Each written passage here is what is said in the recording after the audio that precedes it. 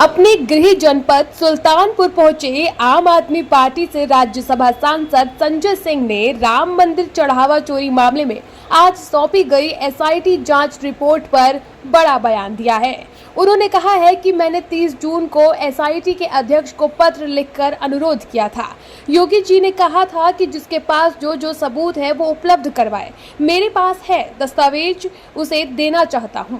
आज तक मुझे कोई रिप्लाई नहीं आया। इसी बीच आज पता चल रहा है कि उन्होंने रिपोर्ट सौंप दी है। संजय सिंह ने कहा कि मेरे पास बहुत से दस्तावेज रखे हुए हैं जिसमें कम दामों की जमीन करोड़ों रुपए में खरीदी गई। उन्होंने साफ कहा कि ये रस्म अदायगी की गई है। ये एसआईटी न राम के लिए है न किसी काम के लिए। ये चंदा और चढ़ावा में चोरी करने वालों को बचाने के लिए है। संजय सिंह ने आरोप लगाया कि लोगों ने जो भी सोने चांदी के दान दिए हैं उसका कहीं अता पता नहीं है। चरण पादुकाएं और हार का भी अता पता नहीं है। संजय सिंह ने कहा कि जब भरत ने पादुकाएं अयोध्या में रखी तो 14 वर्ष तक राज किया। आज बीजेपी ने पादुकाएं ही चोरी कर ली। ये बहुत ही अफसोस की बात है। मुझे लगता है अब इसमें कुछ निकलने वाला नहीं है। वहीं लखनऊ में भीषण अग्निकांड में बच्चों की हुई मौतों पर संजय सिंह ने बयान दिया। उन्होंने कहा कि ये राजनीतिक बयानबाजी का मामला नहीं है, ये बहुत ही दुखद घटना है।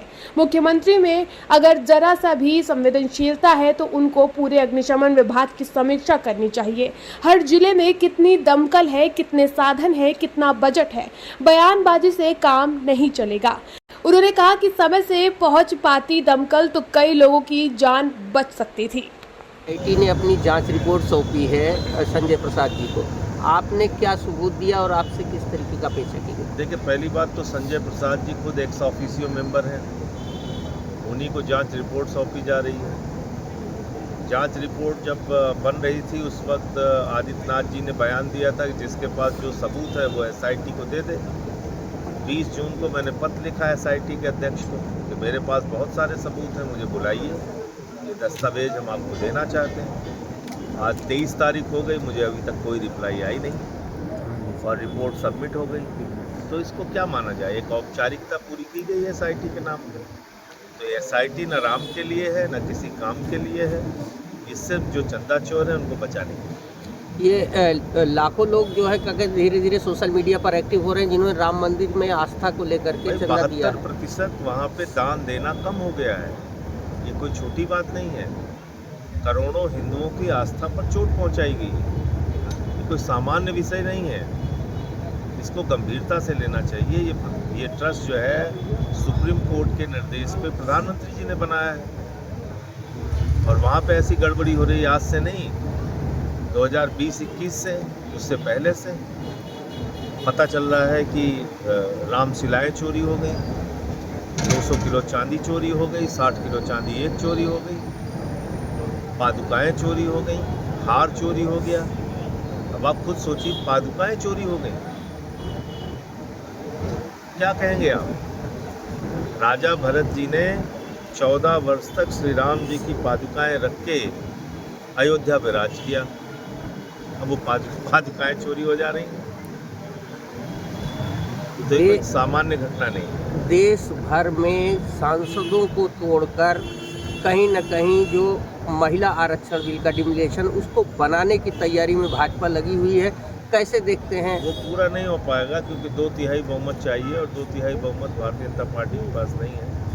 तो मुझे लगता है कि जो इनका ये बिल है ये लटक जाएगा। आने वाले विधानसभा चुनाव में क्या मांग करते हैं कि जिस तरीके से 2023 में बिल पास हुआ उस तरीके से महिलाओं का आरक्षण विधानसभा चुनाव में लागू किया जाना चाहिए? भाई, जो मौजूदा सीट है उसमें दीजिए ना, उसमें क्यों भाग जाते हैं आप? अभी से कर दीजिए। जब डिलिमिटेशन होगा, जब आरक्षण होगा तब आप उस समय कीजिएगा। अभी आप लागू करना चाहते हैं, अभी 33% दे दीजिए। ये लखनऊ वाले बयान पर बोल दीजिए जो ये अग्निकांड हुआ है। देखिए, अग्निकांड बहुत दुखद है, पीड़ादायक है। 15 लोगों की जान चली गई। पता ये चल रहा है कि मौके पे वहाँ दमकल की गाड़ियाँ नहीं पहुँच पाई ठीक समय से। ये भी पता चल रहा है कि इस बिल्डिंग को गिराने के लिए 2016 में आदेश दिया गया था। 9.5 साल से मुख्यमंत्री जी हैं, इन्होंने क्यों नहीं अब तक वो बिल्डिंग गिराई? बिल्डिंग गिराने का आदेश क्यों हुआ था? जर्जर थी, आग से बचने के साधन नहीं थे, क्या पूरा मामला था? इस पर कार्रवाई होनी चाहिए।